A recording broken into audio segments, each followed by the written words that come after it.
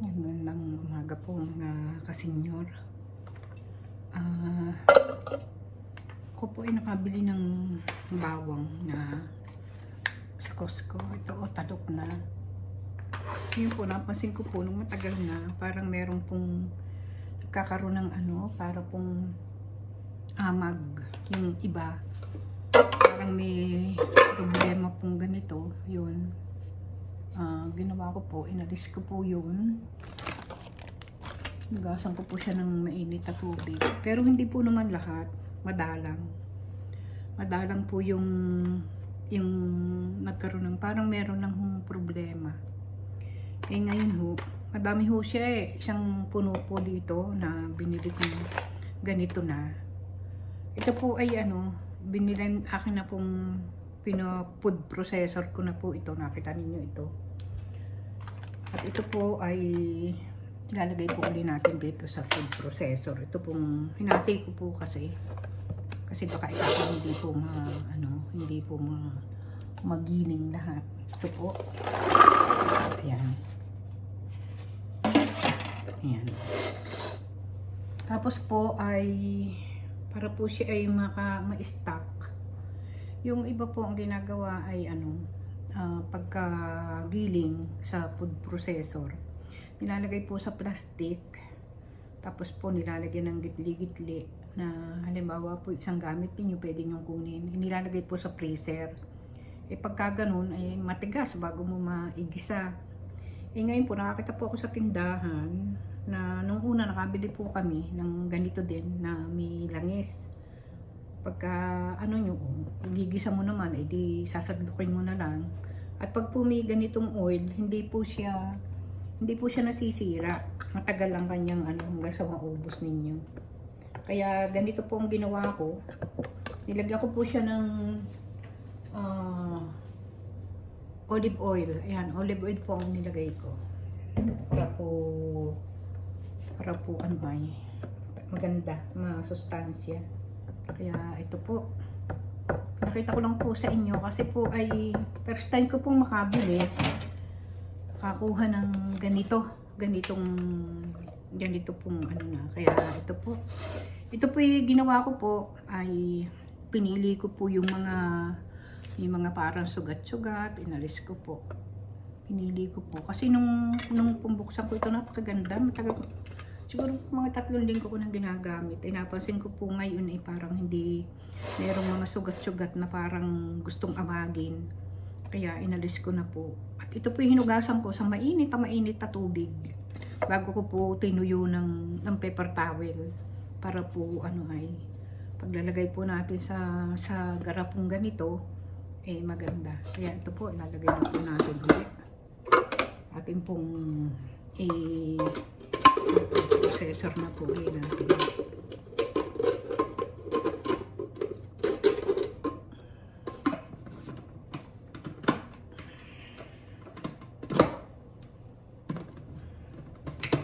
Ayan.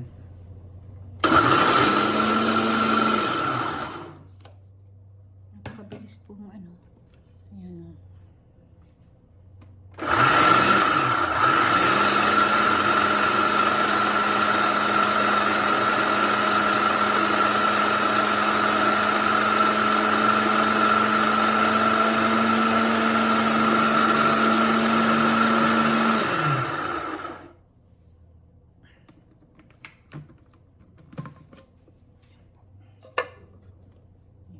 Dilim na po uli siya. Ngayon po ilalagay na uli natin dito sa may oil. Para po mai-stack po natin. Ang po natin dito, mai-stack.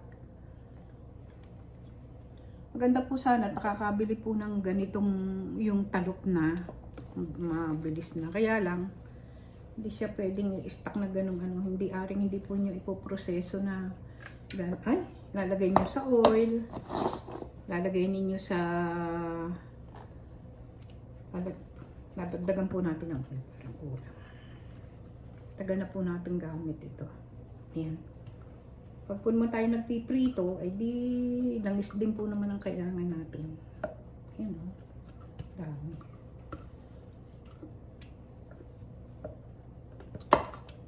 Kasi ginagawa ko po ay para po ako pag magluluto na lang kasi ako rin ang magagayat.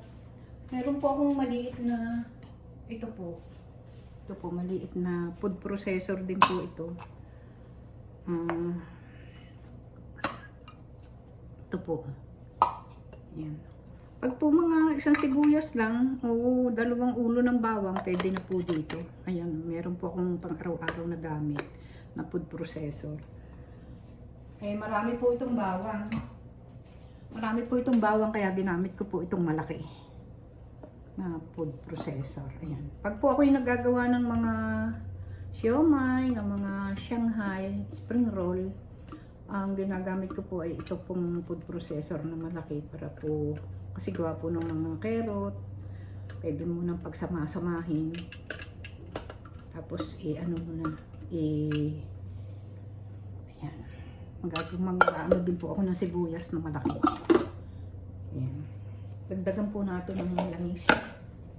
Dagdagan po natin ng olive oil. Ayan. Para po siya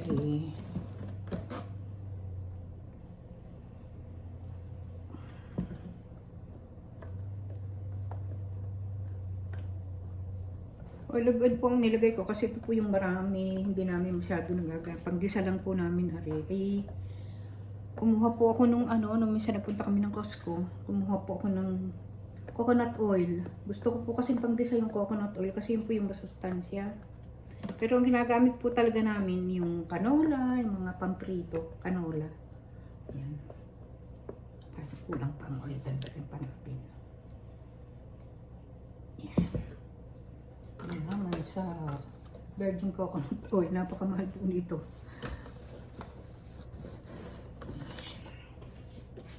Ayan.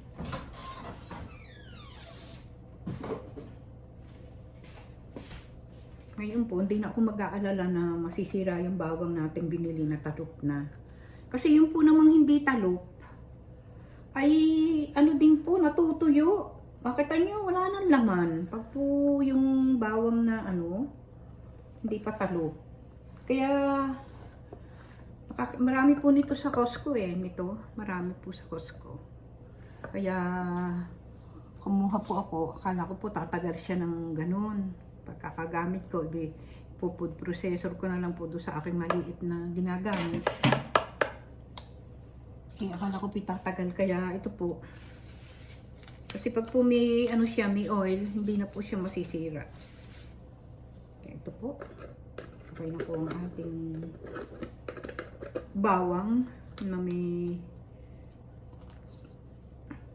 pag tayo po magpiprito o magigisa, kukuha na lang po tayo dito. Ayan, takpan po natin.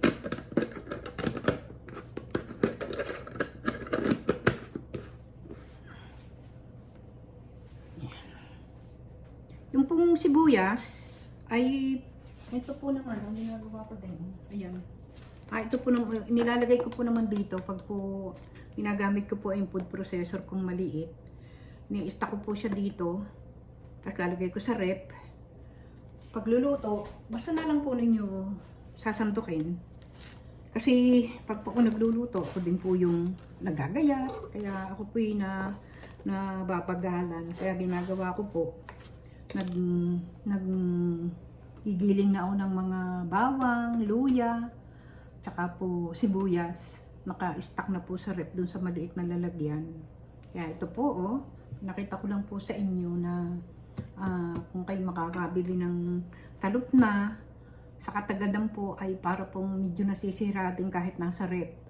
Ganito po ang inyong gawin. Inyo pong gilingin, i-food processor ninyo, tapos ilagay po ninyo sa rep. Basta na lang po ninyo kukunin kapag kayo magigisa.